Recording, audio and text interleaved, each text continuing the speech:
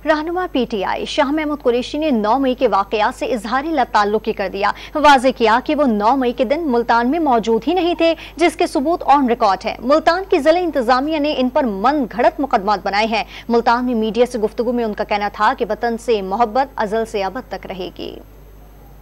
9 मई के वाक़े को सामने रखते हुए मुझ पर और मेरे बेटे पर मुल्तान में 7 FIR काटी गई।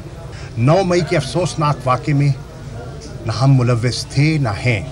9 तारीख को 10 तारीख का जो मुझे पर्चे काटे गए, मैं मुल्तानी में नहीं हूं, मैं इस्लामाबाद में हूं और मेरे पास रिकॉर्ड मौजूद है।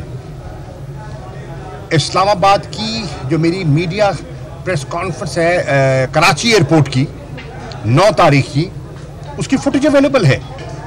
हम मुहब्बे वतन थे, हैं और इंशाअल्लाह मरते दम तक रहेंगे। इस मट्टी से वफा की है।